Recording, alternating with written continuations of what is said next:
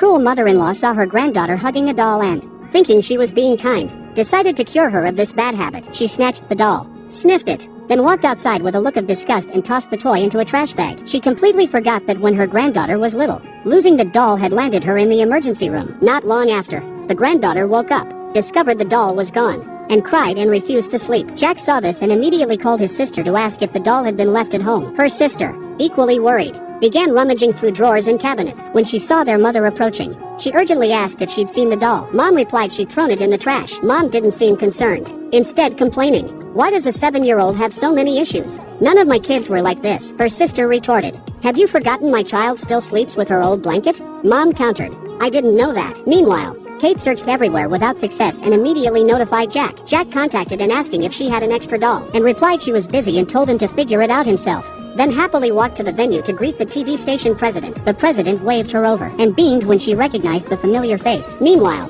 the children were throwing a tantrum at home. Both adults felt helpless. Just then, Kate returned after running around. The child, seeing a familiar face, immediately hugged her and whined. Kate, doting, promised she'd help. Anne's mother, sensing trouble, hurriedly texted her daughter.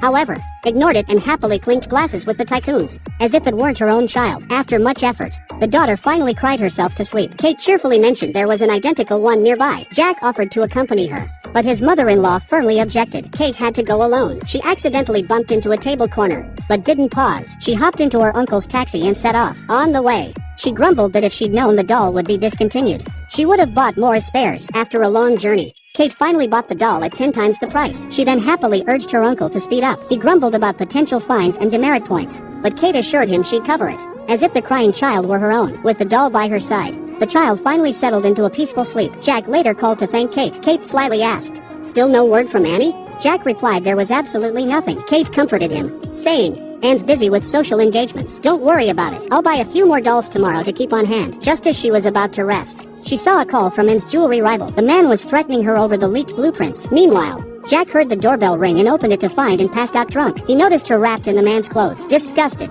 he turned her over, returned the garment, and muttered a thank you. Yet unease kept him awake. When Anne rose in the middle of the night, Jack demanded, "What truly matters to you? You don't even care when our daughter cries like this?" Anne snapped back, "After 7 years of marriage, don't you know how much I've sacrificed for this family?" Jack retorted, "In 7 years, you've never once bathed the kids, made breakfast, or even dropped them off at daycare." Knowing she was in the wrong, and countered that working outside the home was exhausting too. Jack shot back, "That's just your excuse to avoid having another child, all to pay off your father-in-law's debts." Anne's face paled with panic. She snapped back, "Did Kate tell you this?"